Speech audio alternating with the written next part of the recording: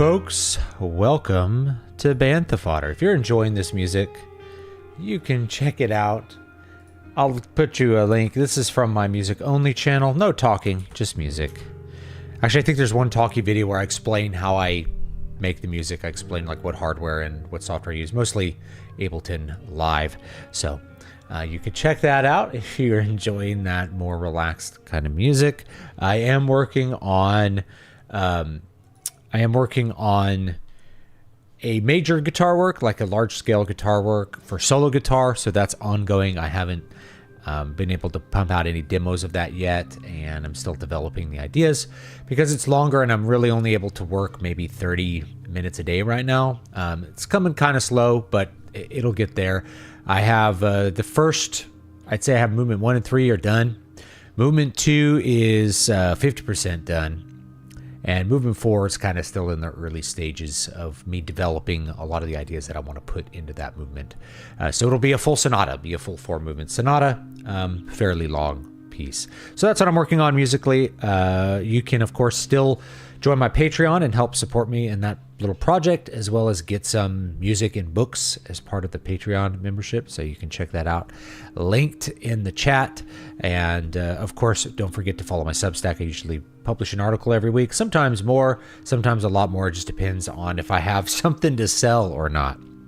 So today we're going to make fun of some AI bros like this. The fodder for making fun of AI just never seems to dry up. And it's partly because AI usually comes off looking, even if we're like, this is good for AI, it always comes out looking kind of uncanny. And then the people who make it are so up their own asses with making AI that you can't help but laugh at them. And you probably laugh more if they weren't so obnoxious about it. It's like, you know, when you have somebody who's like mentally disabled start screaming obscenities, the first time that happens, you kind of think it's funny. But when it continues, then it starts to become annoying and obnoxious, and we're kind of at that stage where the Dunning-Kruger effect is so powerful for them that they literally can't understand why people don't like them, or why people hate what they're doing, or why people don't have any respect for what they're doing. But I'll explain it a little bit as we go, plus some other topics for today. Let's go ahead and let's talk about the first topic for today, which is going to be the AI silliness. Let me pull this up. So McDonald's did an AI ad. I don't know if you guys saw the like Coca-Cola AI ad, but McDonald's did an AI ad, and I'll show it to you in just a second here because it's been pulled off YouTube. So the response to it was so negative.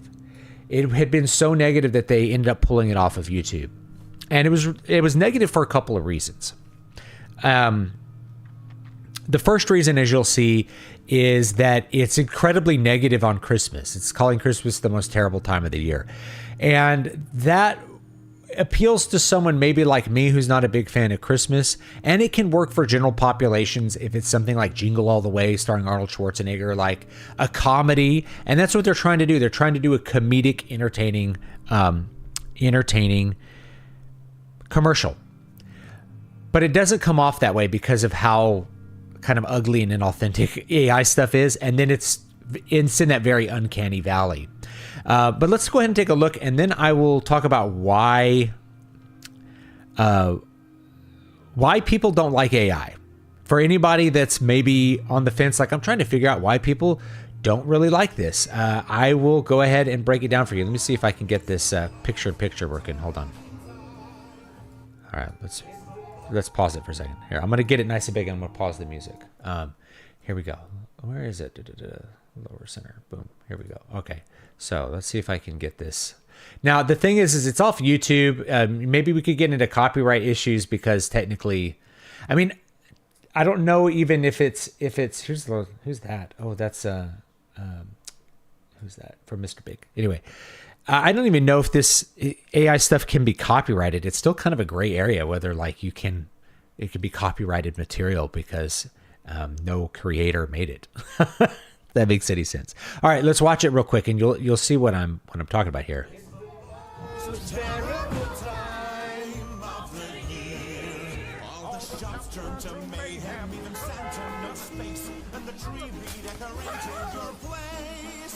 It's the most terrible time of the year. The roast turned to charcoal and the cookies burned too. Freaking chaos, it feels like a zoo. It's the most terrible time of the year. So you flee from the madness, the lights and the cheer, and hide out in McDonald's till January's here. Now, if you're wondering why that last part is in Dutch, it's because this is McDonald's Netherlands. So, right off the bat, one of the weirder things about this McDonald's AI commercial is that it's supposed to be a commercial for the Netherlands, and it's entirely in English with like an American Christmas song. And it's a parody of that American Christmas song, and everything in it's in English until you see some Dutch words kind of pop up at the end. And that was right away. That was something that was kind of funny to me. I didn't realize it was an ad for the Netherlands until the very end of it. So why do people hate this ad, and why do people hate AI in particular? So for an ad like this, people hate AI ads like this, partly because they're uncanny. They look weird. And that's the easiest way to quantify it for like a normie, is that they just look weird. They look off. They don't look right. Something about them doesn't sit well. There's always something that's wrong with the details. There's something that's wrong with the geometry of the rooms. There's something wrong with the way the people move or the cat moves. There's something wrong with the way the tree opens up. There's always something wrong with the scene in general. Why there's a smokestack coming out of the garage and stuff like that. There's always a little, and even though it's happening very quickly, so we shouldn't pick up those details, our mind is so good at finding those differences and alerting us to things that are out of place. The whole commercial ends up feeling out of place, uncanny, and strange. So that's the first reason, is that it just isn't pleasant. It's not pleasant to look at. The second reason is that it is AI. So once you know it's AI, you're going to be making some judgments about what this mega corporation is doing with their money and doing with your time and attempting to do with AI. This is more in, I guess, the social matrix of it, but I think consumers increasingly are understanding that AI is worthless, that it's inherently worthless, that it has no value, because the whole point of generative AI, we're talking about generative AI here, not like AI used to crunch data or something like that. The whole point of generative AI is to save labor. It doesn't produce, as we can see from this commercial, it doesn't produce anything better than what we'd get if you actually hired someone to shoot all of those scenes. And I can actually tell you why the McDonald's commercial is probably a best case scenario for the current use of large language models to generate video or generate images. It's probably the best use case. So when a mega corporation is giving you an AI ad, they spent almost no money on it. Now, there was a firm supposedly that made it of jokers and idiots. I don't know what else to call them, like fakers, right? A mega corporation should be able to shoot a real commercial. And so when a consumer sees an AI commercial from a mega corporation, whether it's this one or it's that Coca-Cola one with all of the, like the hedgehogs in the snow, and I don't know what they were thinking, and the all the trucks that have the wrong number of axles all the time. What consumers pick up from that is you, this mega profitable corporation, are refusing to spend any money on an ad. You're cheap, right? You're intentionally trying to save labor in a place. And I think it's extra bad for McDonald's because you're trying to save labor on something that's supposed to be comedic. You're trying to deliver a comedic commercial like what you would see like on the Super Bowl or something.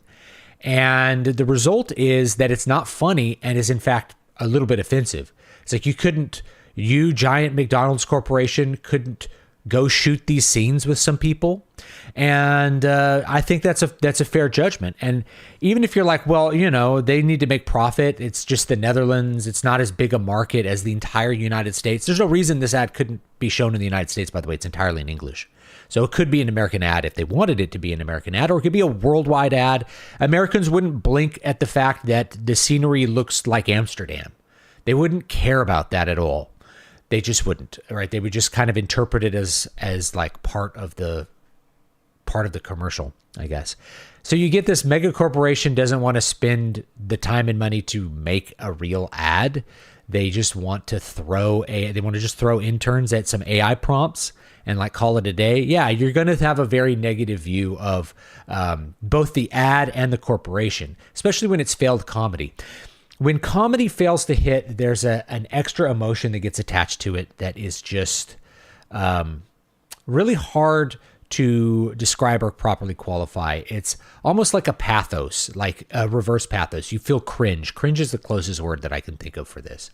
It's a feeling of discomfort from how embarrassing someone else is. Like someone else is feeling embarrassment and shame, and that kind of resonates with you in a sympathetic sort of way, and you feel those feelings. That's the feeling that you get from this commercial or anything where comedy fails, and it's extra offensive that they, mega corporation didn't do that. Now, that being said, I think the McDonald's commercial is probably the best use case for large language models making generative video that we've seen so far, and the main reason is that it's really hard to have consistency across time. You can have the AI generate a few seconds at a time, and that's consistent with itself. But if you are, for instance, trying to do a movie and you need the actors to look the same in every scene, that's a lot harder to do. And in fact, I've never seen anybody pull it off. I've only seen actors kind of look similar from scene to scene. Like even if you're doing somebody who really knows what they're doing and they already know filmmaking and they're trying to do a car driving down the street, as soon as you change camera angles, it's a different car. So this is a good use case because it's just a collection of scenes. Now, some of the scenes are really ridiculous and kind of make no sense and look really weird and uncanny and strange. And you can sometimes see that like the cars are not real, like this strange bicycle contraption that you've got going on. There's a lot of things that are kind of uncanny about it. And I think those uncanny things probably got through because of the AI Dunning-Kruger effect. That is, the people using AI aren't really capable of judging its outputs accurately. That's just something I've seen very consistently from people promoting AI and creating things with AIs. They aren't capable of judging the outputs of whatever the large language model that they're using to produce these effects is. So the best use case, I think, is like a big collection of scenes.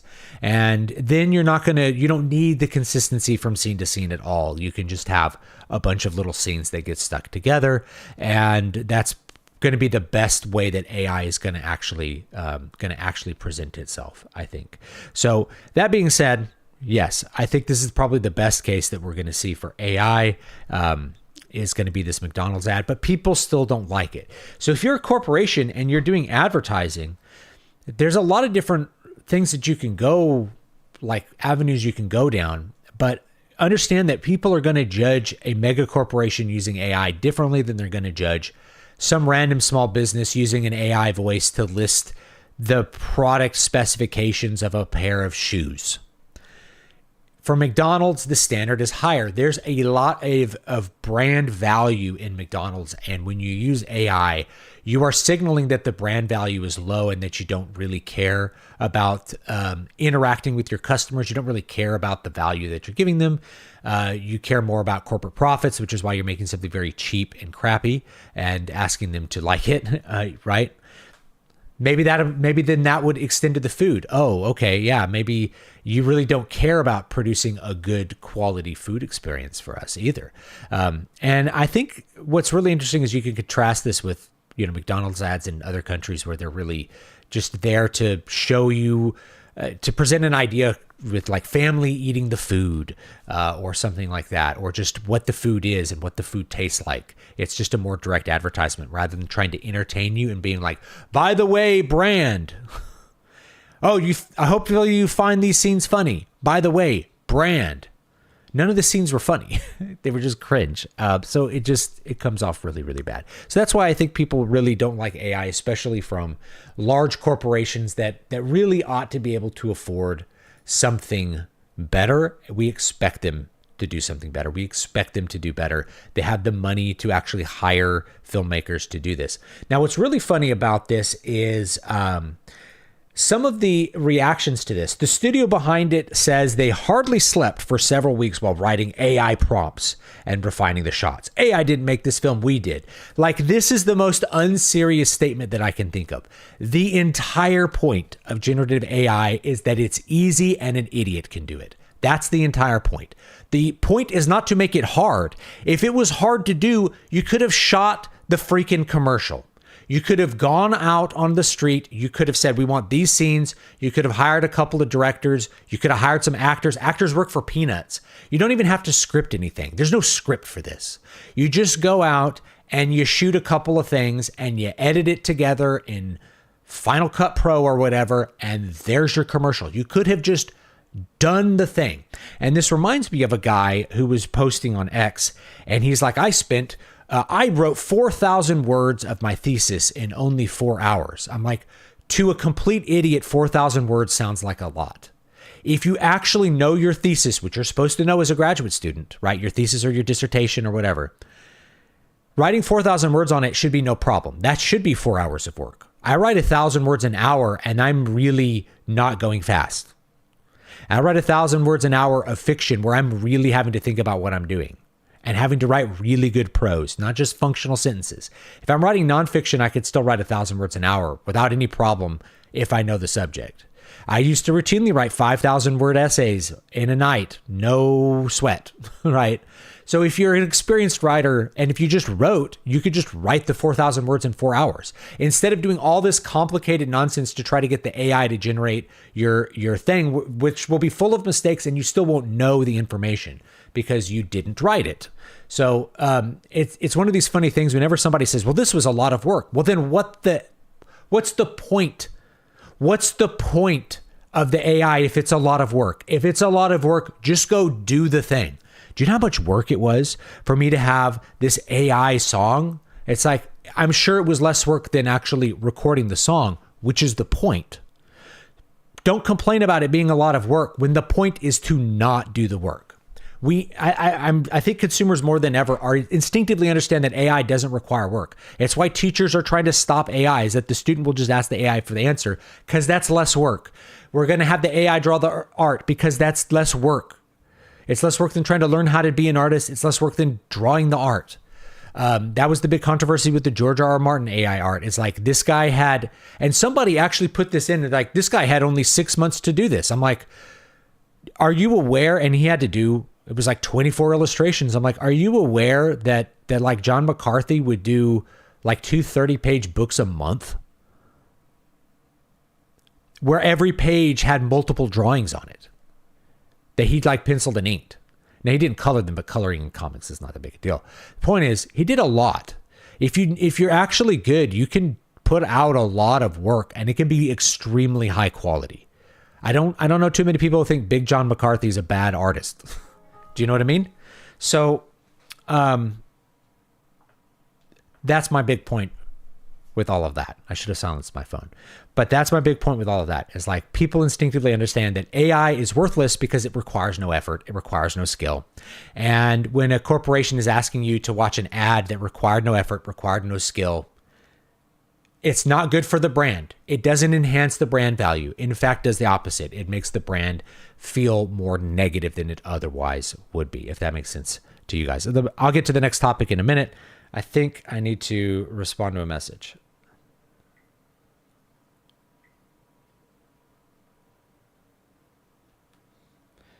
Forgot to text my neighbor to tell him to pick up the daughter. All right.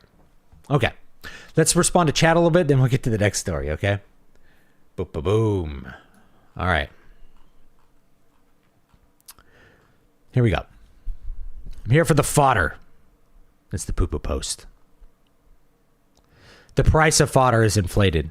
Well, you just have to buy more banthas and you'll have more. Oh, no, wait. You just have to buy, you just have to buy more fodder. You have to improve the logistics of the Bantha Fodder. Photoshop is AI. Photoshop is not AI. Now, there is AI in Photoshop. You can get Photoshop to generate things, but it's not AI. Not at all, actually. The way people move in that ad is really unsettling. Yeah, there's always something uncanny about it. It's not there yet.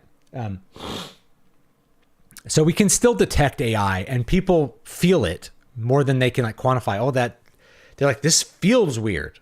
It feels weird. There's a lot of comedy violence there, like a woman being dragged by a bus. Yeah, I don't find that funny, and I don't know. Maybe it's because AI can't really pull off comedy yet. Like I've heard, Chat GPT try to write jokes, and most of the time it's like there's something missing from the joke. There's, it's just not there. AI bros do tend to be very pretentious. AI's first problem is bad branding. We have an idea built off decades of sci-fi media, and what we have is not that. Okay, that's an excellent point, right? Yeah. The cat jumping on the tree looked very off, like the footage was reversed. And we only watched the commercial one time, and here it is. It'll be preserved forever on this channel. But even that one watching of things that are happening really quick, that's why I say it's the best use case scenario is like a commercial, because it's quick. You won't notice the crappiness. You don't need consistency from scene to scene. It's really the best use of AI video. Is to produce commercials and things like that. And to be honest, like if somebody like had a tiny brand and they were using an AI commercial like this to promote their tiny brand, and they're like, I did this in my garage, I did this on a Saturday afternoon to sell my Etsy shop or something. It's like, okay, cool. Yeah. They've sure become sophisticated, though. Not all too long ago, AI vids didn't look like anything at all. Oh, that's true. A couple years ago, they were just like, they looked like nightmares. They looked like nightmares. So they have gotten better. And I think it's often a mistake to extrapolate and think that line goes up forever, because what we saw is AI got better, and then it plateaued, and it hasn't gotten better in several years. Or the degree to which it's getting better is so incremental, it's so slow, that the idea that you can have an AI movie is really far off. Or what I had kind of thought was like, if it eventually gets good enough, you won't need prompt bros asking a robot to do things and pretending like they're actually operating software, because you're not, right? You're asking a robot to do a thing. Instead, people will just be like, I want a movie that's like Alien versus Predator, but with teddy bears and alligators. And then the computer will just generate it for you. AI is a loaded term. When does a program become AI? Yeah, we're talking about large language models. I mean, you should know what we're talking about by now. If you're having trouble understanding what we're talking about, I can't help you at all. Like you're too far off. I don't know what cave you came in from 1995, but we're talking about something specific here. The girl caught in the bus door seemed off. All of it seemed off. The tree opening up felt really off. Like the garage looked weird. It had like a smokestack sticking out of it. There was a lot of weird stuff there. A lot of the hate towards AI, specifically towards generative AI. I agree, and that's really where I'm at. Is I don't even hate generative AI. I really don't. I hate dishonesty, and what it is AI bros are mega dishonest. Is they really, really, really want to pretend like what they're doing is not worthless garbage, and it is. Like it's not something anyone can do. Like my son, let me show you an image my son generated for fun. He had Grok draw this. This is the proper verbiage, by the way. It's like not my son made this. It's Grok drew this. So let's find it, and I'll show it to you. If X is going to work today. I don't know if it's going to work today. Okay. Because of some jokes that we were telling last night. Let's see if you can see that. Let's get that light off there. It's a Khajiit. You want goth girlfriends? We have many goth girlfriends for you. And so that was his idea, was like a Khajiit selling goth girlfriends. Right. It's silly. It's fun. It looks okay for what it is. It's just a meme. And you can just make those things. You can just have the robot draw you a picture, and it's fun. But the problem is that he wouldn't say, I drew this. Like I got a pen out and drew this. But that's what AI artists do, is they're pretending to do something different with what they're doing. They're pretending to write. They're pretending to draw. And they want you to believe that this requires skill or effort when anybody can do it. That's the whole point. The whole point is to like democratize making an image, right? My 6-year-old can make images with an AI.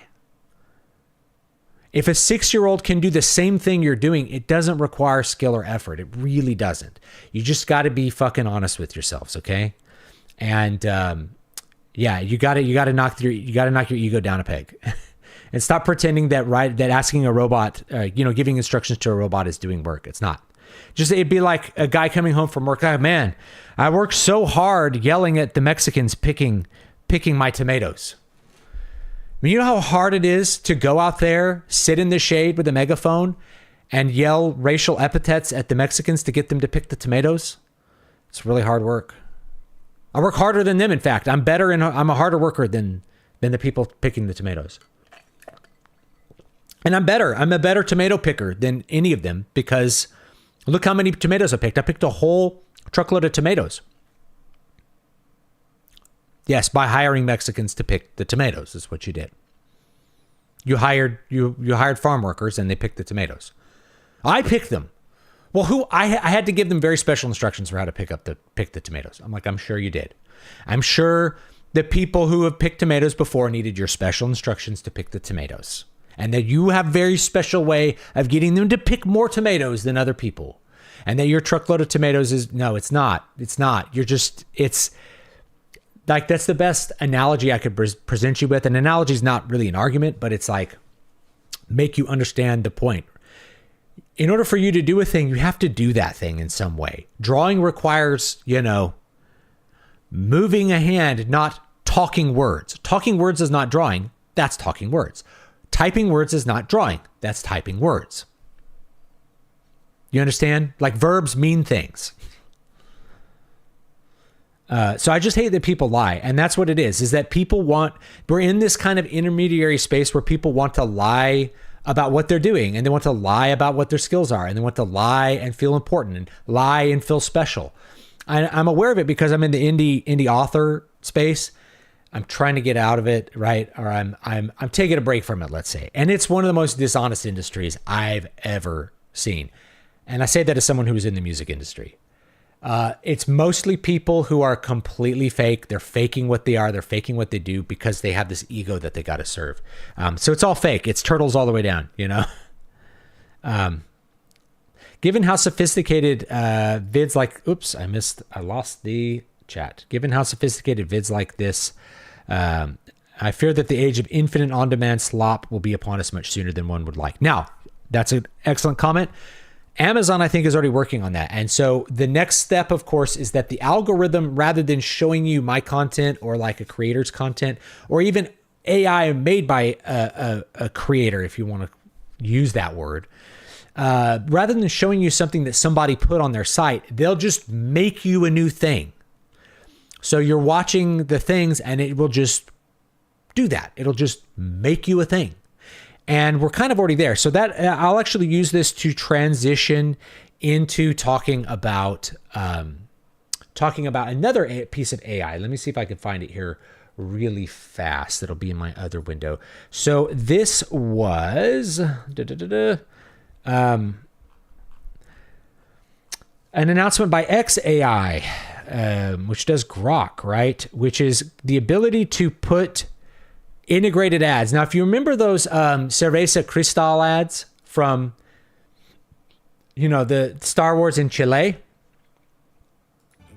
Here, let's take a look at this.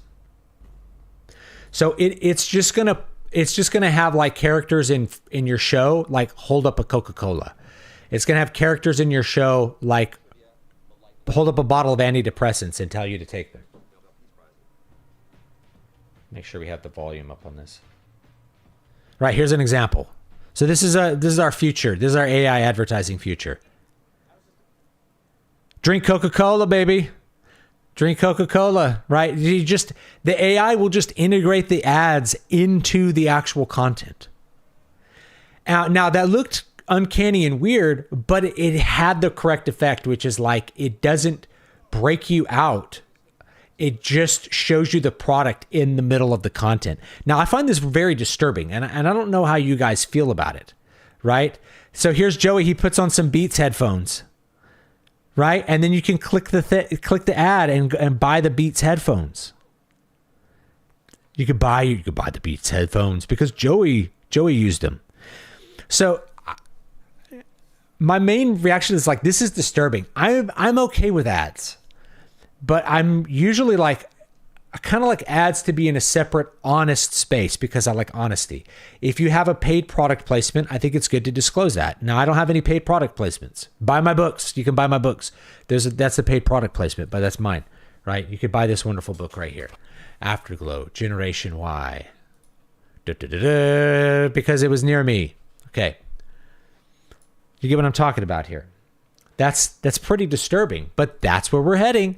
We're going to have the ability for the AI to generate something on the fly for you right here, right now, on demand image and video generation. That's where we're headed if compute continues to go up.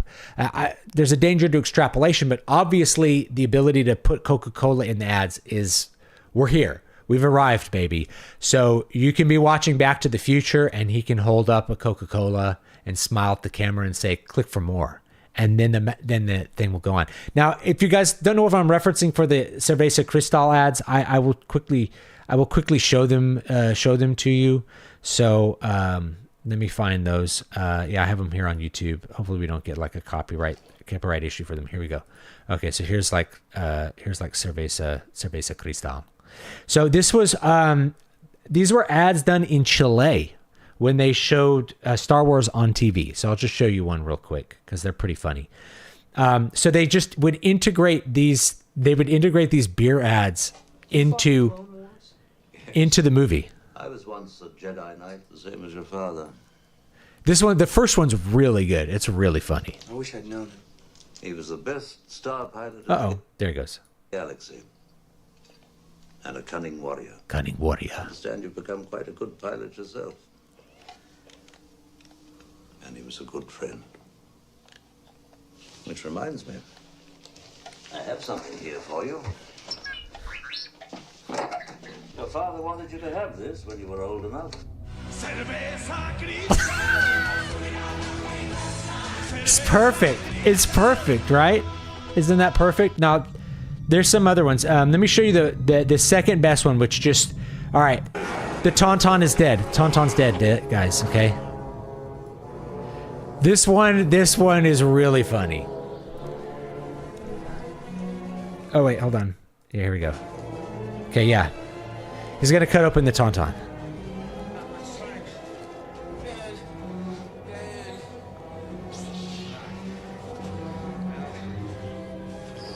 Out comes the beers! Out comes the beer! Alright, you get the idea. They have one where like the emperor like levitates a Cerveza Cristal to his hands. It's all very funny, right?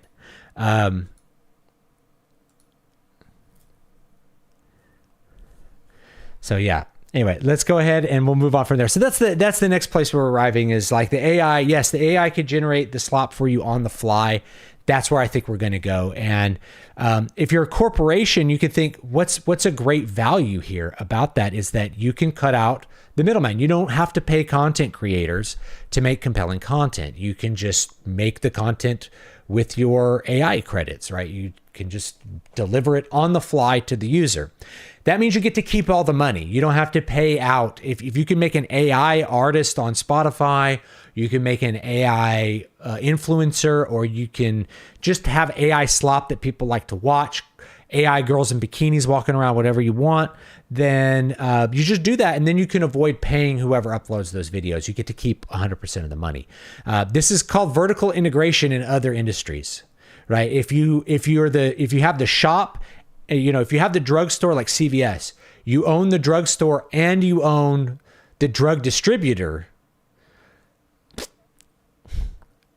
Vertical integration, you own every step of the way, which means you get to keep more of the money. So where you would have a distributor keep some money and the retailer would keep some money, you can keep all, and you can run you can compete better because you can have narrower margins because you can save a little money here. You can have the price be a little lower here, and you can make it up in the fact that you don't have to pay a distributor to do things. Okay, so that's what we call vertical integration. So John Doe, I'm going to go ahead and block you out of charity because we're talking about something specific and you're being an idiot. Okay. When the camera was invented, painters were livid. Now I'm going to tell you something about painters. You guys, there's a device, and I'm trying to remember what it's called, but most portrait painters would actually trace. Little known fact that they were tracers. So they used this device which would allow you to see, basically you could see an overlapping image of your canvas or your hand, and you could see your subject, and you would just literally trace over it. I'm trying to remember what it was called. It used a mirror. There was a company that tried to, sell them. You can make them at home. But that's what, if you're like, man, these guys who did these like drawings back in the 1700s of like wildlife that they found while they were on a ship in the Galapagos or something, how were they such good artists? And the answer was they actually traced. So that's a big part of it, is that they had some artistic training. Everybody who went to college did. Every educated man did like some basic art, but really you would also trace. So just a little side thing there is that a lot of portraits back in the day were done very quickly, and they were done with this device that would allow you to basically trace real life using a mirror. What's the end game? Corpos are laying people off for AI to boost productivity to make stuff people have no money. Do corporates just want to trade money amongst themselves forever? Well, this is the there's a name for this paradox, but I'm coming up short for what the name is. It's sort of like the prisoner's dilemma, is that it would be better if everybody didn't do it. But if one person does it, they get all the benefits. So everybody understands that you can't expect everybody to automatically restrict their maximizing of profits, even though that might be better for everyone in the long run. And instead, everybody has to pursue it because that's the way it works. It's like, well, other companies going to do this, which means we really have to do it in order to compete. Like we have to do it so that we can save the money, so that we can save the labor, or we're going to get run out of the market. Now, there's some debate as to whether large language models have increased productivity at all in any sector. That's a whole nother discussion. We're mostly talking about generative AI, which is more in the wheelhouse of this channel. But there is a question as to whether it's produced any actual benefit. So large language models, coding, for instance, require a lot of human interaction with that code that they produce in order for it to be functional. There may not be a lot of labor savings there, if any. AI may create more problems with what it generates. If it's trying to generate briefs or if it's trying to generate documents, then you save trying to fix those documents because it hallucinates. And that's the big one, is that if you're relying on a large language model to deliver information to you, you can't trust it. It requires some sort of human intervention because it hallucinates. And as far as I know, there's no model that exists yet that doesn't hallucinate on some level, that doesn't that's not built into how they work. The best that you can do is that you have robust, and it has as few errors as possible, and you're able to have humans identify those errors.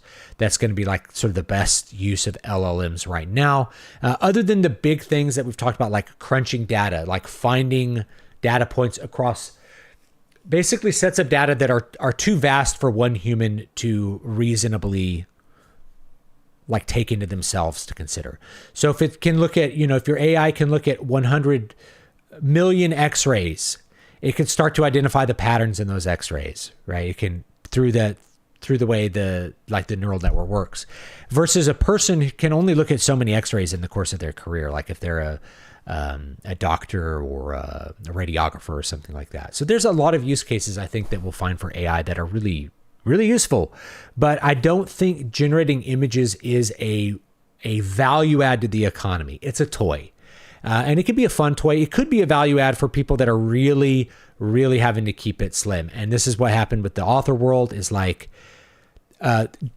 cover designers were really upset about AI because it put them out of business. When authors realized, I can just ask an AI to make a better image than what you make in Photoshop, I'm just going to do that because it saves me $250. And it's really hard, to pay off that $250, let's say I have to sell 250 books. It's actually very, very difficult to sell 250 books. And some people pay a lot for their covers. They pay $1,500. I've paid, I'm trying to remember how much I've paid for my more expensive covers, and it's not cheap, but I knew guys that were like, $1,500 for this cover. It's like, okay, so that's a lot of books you have to sell just to pay for the cover before you start making any money. You're just paying for the cover. And that's not including like loss of money due to ad revenue or something like that, or not ad revenue, to having to run ads in order to sell the book, which cuts down on your royalties, things like that. So AI bros can't say that AI is a money saver by cutting jobs. It's more work for few people instead of the same work that requires more employees. I'm not so sure about that. But the whole point is to try to save labor. So when they're like, I'm working so hard at this, it's like, that's the point, is that you don't work hard at this. In fact, I don't believe you. In fact, I think you're a liar. And it's actually like, stayed up for 3 weeks. I'm like, did you stay up for 3 weeks smoking pot and watching South Park and maybe throwing a couple of sentences at the robot until this crap came out? Like, what did you really do? It's like I'm refining my prompt. I actually did this live quite a while ago. I'm like, okay, let's talk about refining prompts. I did the same prompt like 8 times in a row, and it generated wildly different results. And then we took the same prompt and we like altered it a couple of times, and it generated like the same results as just a different prompt. So like really refining prompts is just running a lot of prompts until you kind of, the randomness kind of works out to where you get something that you want, and then hopefully you can use that. There's really not much to writing prompts. And one of the biggest grifts, the way that you can tell you're in a grift, so the mode of any industry like this, and we saw with indie fiction, is the early adopters, the people that are early to it, can make a little money doing it. And then it becomes about the grift. And the grift is selling things like author services, selling courses for how to sell books, selling courses on how to write your books, selling courses on how to run AdWords on Amazon. So the AI grift, we're already in the AI grift phase, which is selling books, selling courses on how to prompt, how to ask the robot in the correct magic spell to produce what you want to produce. The point of the large language model is that you don't have to do that. Right? The point of the large language model is that it doesn't require a lot of specialized knowledge. That's the entire point of it. And so if you have to have specialized knowledge, that means that the LLM really has a lot of development still to go. But I actually don't think you do. I think even early versions of ChatGPT, you didn't need special skills to prompt. The more, really what it came down to is like, the more specific your prompt is, the more specific the result is going to be. And you should just learn to do that. And then if you get too specific or have too many things, then it won't be able to compute it either. Same idea. I'm more worried about AI being used as a surveillance tool. That's one of the things about surveillance. I've heard that as well, is that AI could possibly process enough surveillance data to do things with it. Whereas right now, it's like our Alexa is listening to us. There's so much data. Amazon can't do anything with your Alexa listening to you. There's nothing useful there because it's too much. It's too much of an overwhelming set. $5 from SpongeBoy Me Bob. Thank you. I really hate how the military is starting to experiment with AI. That's going to have some horrifying implications. I don't know exactly what's going on with that or what they're going to do with it, but there's always a belief whenever you're talking about international competition with the military is that you have to be able to keep up with what the other side is doing. Yeah, nuclear bombs are horrific, but you need nuclear bombs because the other guys have nuclear bombs. So you need a deterrent, right? If you don't like Chinese AI, then you need to have an AI that's going to be able to counter that or be used in a way that will help them along. What's the actual intended use of LLMs? Excellent question. I gave you a couple, but there aren't any specific ones. They are marketed as this thing that can help with productivity, but I wonder what they had in mind. I don't think they help with as much productivity as they want. So it would be a labor saver. That's the quote, help with productivity, is that you can save labor. So if you could get the large language model to, I have a friend my brother-in-law is still a teacher, and we were complaining about this. Somebody was coming and saying, teachers need to be using AI to make these handouts and do this sort of stuff. And it's like, you spent as much time asking the AI to make a thing and then trying to fix what the AI did than you would have just you're making the handout. And the other thing, teachers are like, I don't need the AI to make handouts. I made the handouts 20 years ago. They're the same handouts. They're just as good, right? I don't need the AI to make a new handout. I already have the handouts. I don't need the AI to come up with more math problems. We have lots of math problems. Like, I don't need the AI to write a math lesson. Nothing is new in math. I've been teaching math for 20 years. It's the same as it's always been. There's no use case. There's no authentic use case for like most teachers. The only counterexample would be a teacher who literally has no teaching materials and can't get them from somewhere else. The internet is full of teaching materials that people already made. You know, are you going to use AI to grade the papers? Well, that's stupid. The kids are going to use AI to write the papers. I've already gone over how you fix this, which is you have the kid write the essay in front of you in a blue book or on a piece of paper, and then you grade it by reading it.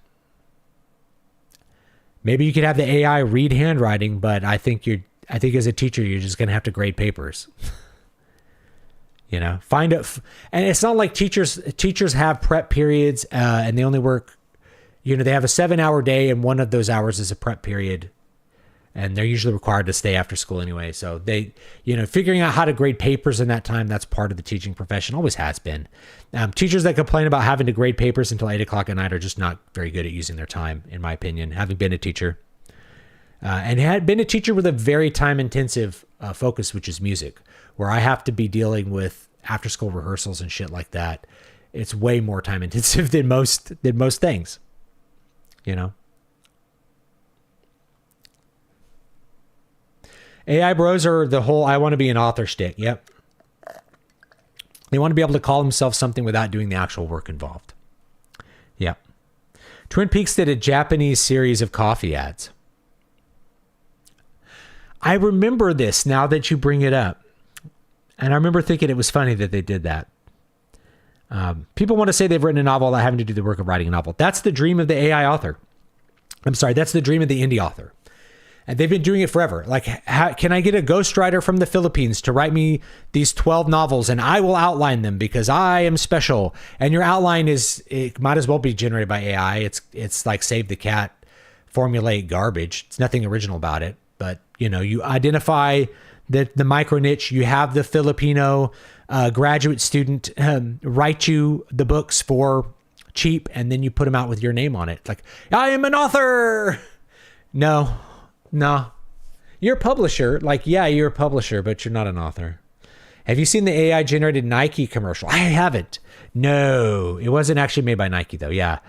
So this one was, I think all of these are made by other firms, but like, yeah, not made by Nike's. I wonder how effective ads really are. I know at least a few people who get inspired to never buy the product out of spite because ads are intrusive or annoying. Yes, I think this is the thing. Is like, if an ad is straight up annoying like this one is, or it feels insulting, then it hurts the brand. It really does. How's my Christmas season so far? It's busy. I haven't done nearly enough stuff.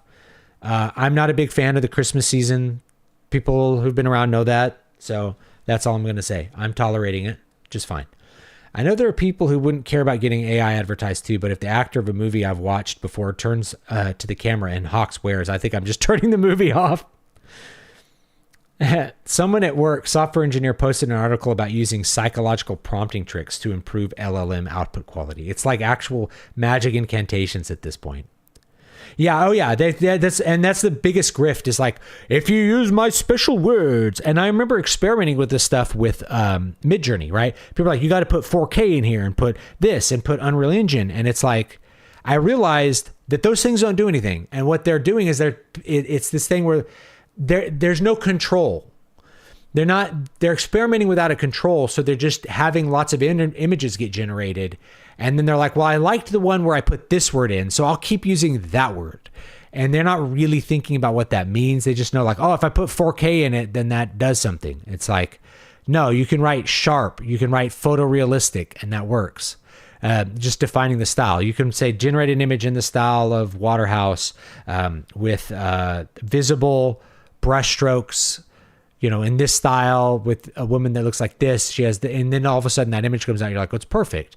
We just have to be specific. And And sometimes specific, it doesn't work, and the LLM can't do it, and that's okay too.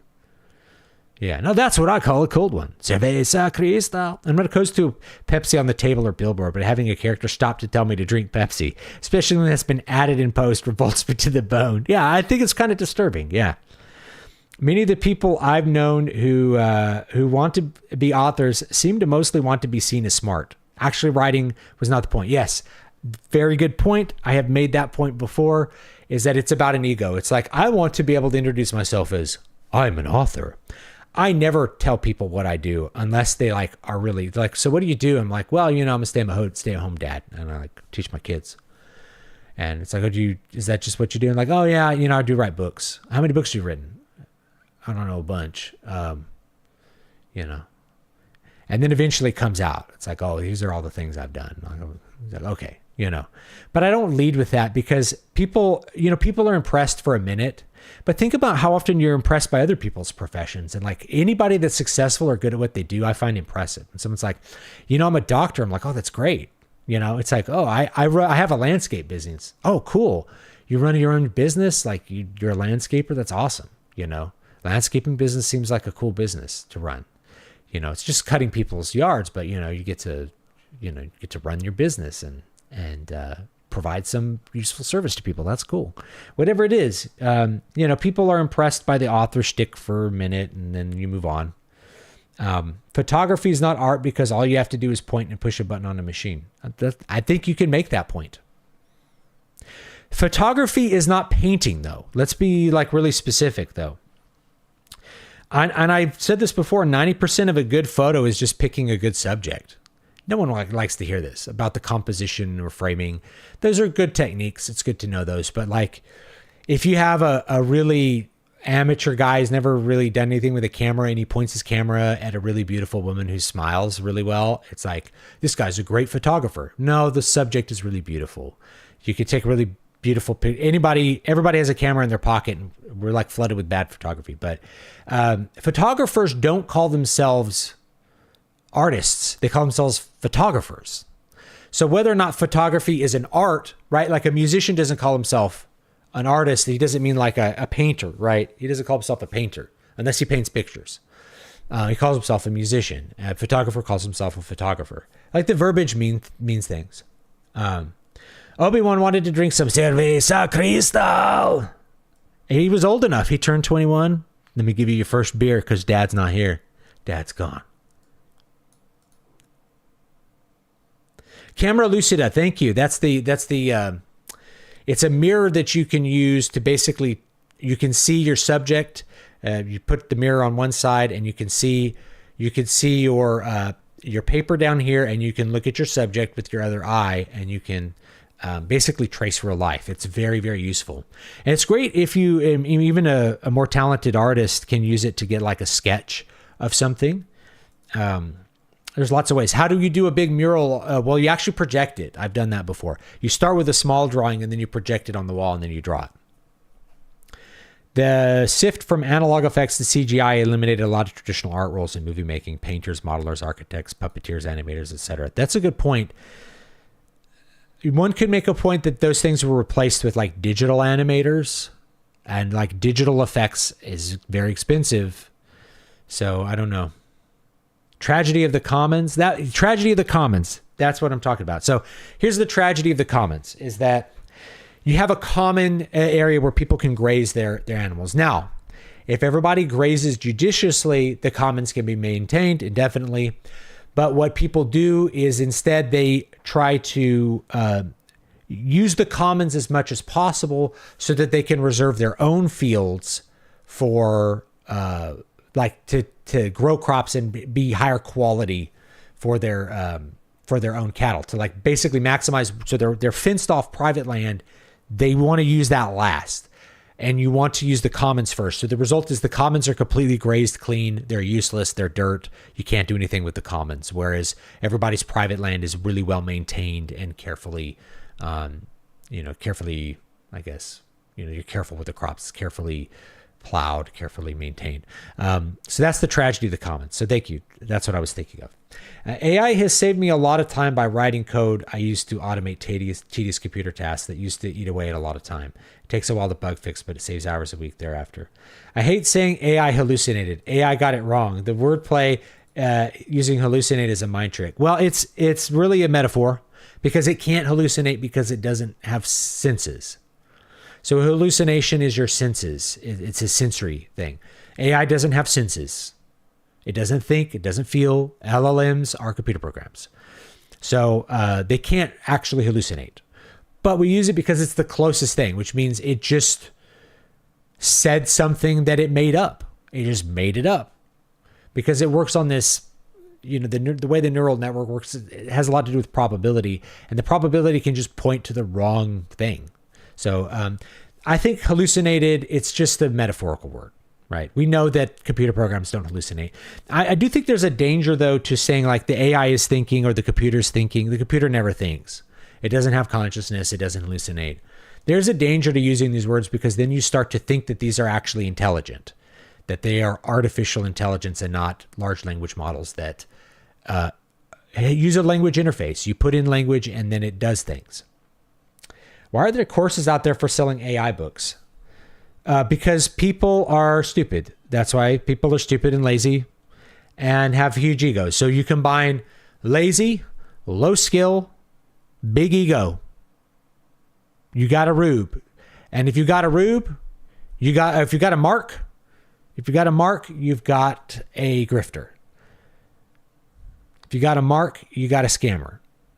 So the marks are really easy because the indie writer space is full of marks. They're people that have a big ego. They want to believe that they are special. More importantly, they want other people to believe they're special. Because it's kind of the difference between, we talked about this, the difference between shame and guilt. They want to believe they're special. So they will pay a lot of money in order for other people to believe they're special. So it's the same thing with AI writing. This is like the scene from The Truman Show where he's having a breakdown and his wife picks up something and talks about it and like she's advertising it because she is, and Truman's confused. Yeah. Maybe AI will help stupid people become average. I think what's more likely is AI will make average people stupid. So the stupid people won't really know how to use a large language model because their language processing is too low. So if you're 85 IQ, 80 IQ, you're just not really going to get anything out of the AI. It's just not, you're going to barely use it because you won't know how to talk to it. The people who are 100, 115 IQ, they're going to get remarkably stupider because they won't be able to retain the knowledge that they're using. They'll become, in essence, the AI could use them as robots. I had that in one of my books. So I think it's the opposite. I think normal people will get much stupider. And I think there's already research coming out that shows that people who use AI a lot, they get stupider. So people are going to get, they're going to lose knowledge. They're going to lose wisdom. They're going to lose skills by using AI, and they're going to lose touch with reality possibly by using AI. But that's the normal people. You have to have a minimum level of intelligence to even interface with these programs. So the people who are stupid are going to be pretty grounded, actually. So I think that, the bell curve meme, the midwit meme, it's going to be more pronounced, where the midwits are going to get remarkably stupid, much stupider. The people, and I think the people just smart enough to know how to use an AI are the biggest marks. So they're going to get a lot dumber. They're going to go from like operating at 100 IQ to they're 100 IQ, but they operate as if they have 85 IQ. AI is kind of like aliens. It's been mythologized by pop culture. Yeah, we're talking about programs. We're not talking about, Skynet, the mythology of Skynet. When corporations use AI, it usually looks worse. Disney's use of deepfakes in Indy 5 and the Coke commercial don't look nearly as good as what some hobbyists have made with AI. I wonder why that is. I feel that way too. And I wonder why that is. I wonder if that's, the whole point is like, I don't know. I wonder why that is. I might have some hypotheses, but I don't know why. A teacher use case, add images to old handouts. The internet already has infinite images. You didn't actually need AI to make the images though. It's true. There's no AI images that have been generated. The only reason that I've used AI images for like thumbnails is like it makes a new, like I could just, it's not really necessary for most things. Now that I think about it, like I think I used AI to make like an empty movie theater because I just didn't want to get one off of Google that was copyrighted. I think that was it, you know, but no one cares about for an educational handout. No one's getting sued. You can use things for educational purposes. You're allowed to. That's part of fair use. So you can use that image as long as it's not a substantial part of your handout. You can add whatever image you want to under fair use, and you're usually good to go. Did landscaping as a teenager for my friend's dad who owned his own business. Never been so tired at a day's end. It's hard work. It's hard work, man. I've worked factory jobs, worked carpentry jobs. I've worked as a fabricationist. I've worked some dirty jobs. You know, I always get tired, but it feels good. It's tired in a good way a lot of times. I'm fairly shy to say I compose music or write stories in public. Not that I think my stuff is bad, but I just know they're not that interested. I'm cool with that. Yeah. And the thing is, usually they're interested in it if you're successful. It's a success thing, right? That, you know, if I was out somewhere with John Dolmayan, which I've, you know, I'm not friends with John Dolmayan, but he's like a friend of a friend. And so I've been and had dinner with John Dolmayan. And if someone didn't know him and he's like, I play drums, they'd be like, oh, that's cool. And they move on. If they recognize him, they're like, you have sold millions of records. And all of a sudden he's this more interesting guy. And it's not because he plays drums. It's because he's the drummer for System of a Down. You kind of get what I'm saying? So, and I figured this out with like when I was single, as women kind of probe about that. They ask about what you do to figure out if you're successful. And they're only really interested in it if you're like really successful doing it. You know? So if they feel that there's a success, a monetary success attached to what you're doing, all of a sudden it's really cool that you're a musician. You know, if you make money as a musician, they think it's cool. But if you're like, yeah, I'm a musician and I just play guitar sometimes. I put out an album. I made $25 last month. They're like, okay, what do you do though? You know, oh, you're a teacher. I'm a teacher. All right, I'm out of time. I gotta finish this up. Okay. Last one from Impreb. And learning how to patching in multiple layers of different AI systems to get stuff done. Okay. I may know the study you're talking about. It had students who learned hard on LLMs getting worse over students who went without. However, if used as a tool to improve studying, it had more promise. I don't know how you improve studying with it. Maybe you could use it to like generate quizzes. I could think of actually a lot of use cases for it. Generate me a quiz. Quiz me on this information. ChatGPT or whatever LLM it is. Cool. But what do kids actually want to use AI for? They're not like, I want to give quizzes. What they want is like, I want this to write my essay for me so I don't have to do it, so that I don't have to think about it, so that I don't have to learn. Kids want as little education for their money and their time as possible.